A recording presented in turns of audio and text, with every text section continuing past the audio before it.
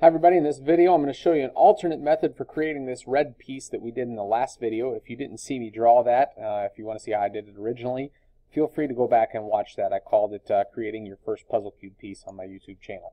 So we're going to create a new video, same part, just a different method, or a couple of different methods for doing this. We're working in English units still. We're going to create a standard part. I'm still working on the puzzle cube project folder. I'm going to click create. Okay.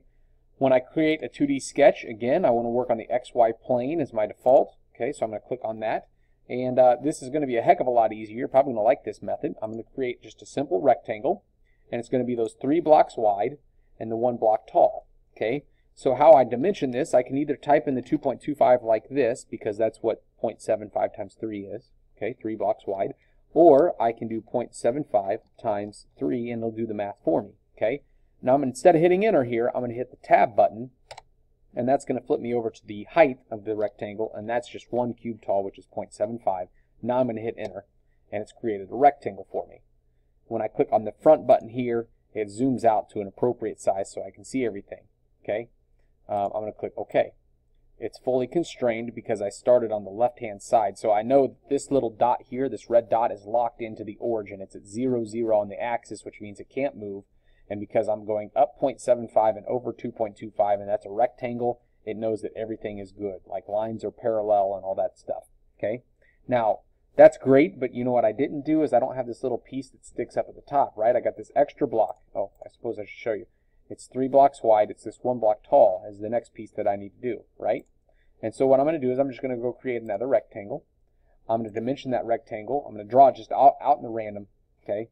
Doesn't matter where it's located, but I need to dimension it to be 0.75, and I'm going to hit tab. I'm going to do 0.75. I'm going to hit enter. Okay, so I have this rectangle. I'm going to click right click and choose OK. Now the problem is this thing can move around, right? I mean, I can move it around all over the place. So now it comes time to align it. What I can do is I have all these things up here called constraints. Okay, and I can do a couple of different things. Number one, for instance, I could dimension this, and I could say from this line here to this line here, and I come up to the side, I know that I have 1 block from the left-hand side to the middle. So that's 0.75 inches. Oops. That's 0.75 inches, and I click enter, and now it's at least centered left to right. And then all I have to do is I can say from this line here to this line here. Okay, now that's going to cause some problems. So before I do that, let's take this thing and let's drag them up. Okay, it should be about right there, right? I'm going to dimension from here down to the bottom.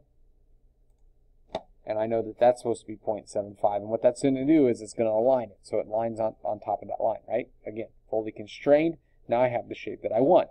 Okay, that's one way to do it. When I click Finish Sketch, I come over here and I click on this little corner of my box so it zooms out to an appropriate view.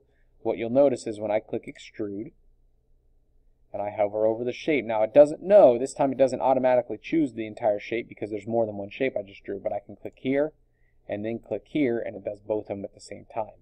And what I would do is I would change the direction again so I can see the dimensions on the front face. And I don't want to go back a full inch. I need to go back 3/4 of an inch to make my box shape, right? And so now I'm going to stop after this. I'm not going to go any further for drawing the rectangle on the front and extruding it out because I did that in the last video, okay? So there's one way to do it, okay? Here's the other way that you could possibly do this that you might like, okay? I'm going to start a new 2D sketch. Oh, I'm going to start a new part, sorry. It's a standard part. It's in the puzzle cube. I'm working in English units. Click create, okay. Start a 2D sketch, XY plane, all the same stuff that I did. So here's another option. Ready? I'm going to draw a line, quick rectangle, ready? Boom, boom, here, here. I'm not dimensioning at all, right? I am working at 90-degree angles, but nothing else has been done, okay? Now, I haven't dimensioned any of this. I don't know if it's correct, so I'm going to go through. I'm going to dimension one line, this one right here. I'm going to say that it's 0.75. There we go, right? And now that this is 0.75, I'm going to use constraints instead, which is this little menu here. I'm going to use the equal constraint for this one. And what I can do is if I click on this, then the next 2 objects that I click on have to be equal in size. So for instance, this line and this line. And what that does, you see the little equal sign that pops up because this one was 0.75 and locked into that length. Now this one is locked into 0.75. And this is still highlighted, so now I can click on this one and say that one's 0.75. Here and here. Those are 0.75. Here and here. Here and here. Here and here. All the way around. Now that says it's over constraining the sketch. And that's the reason it does that is because it says this one has to go down to this line anyway. These two lines are equal to each other, so it's already locked in. Okay. The only thing that I haven't done at this point in time is I need to go through and let's check and see that like, oh, it's 2.25, right? Again, over constraining the sketch. Why? Because this one was 0.75, and this is 0.75, and this is 0.75.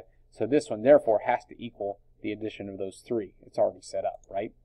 My sketch is fully constrained. This dimension does show up. It's in parentheses, which means it was a calculated dimension. But when I click Finish Sketch Now, and I click here to zoom out, and I extrude, there we go. I'm already in, right? 0.75, change it so I can see the dimensions on the front. Man, that was pretty simple, wasn't it? So again, there are a lot of different things that you could do. This video is simply alternate methods for creating the same shape. Your job is just to click around, become familiar with the system, and by you clicking and building and talking to your friends and watching YouTube videos and all the different things that you do to learn new technologies, you're going to figure out a way that you like and that works for you and that you find quick and easy in order to draw shapes. Hopefully this video helped, and you should be able to go through and create your 5 puzzle cubes pretty quickly and easily with the help of these last 2 videos.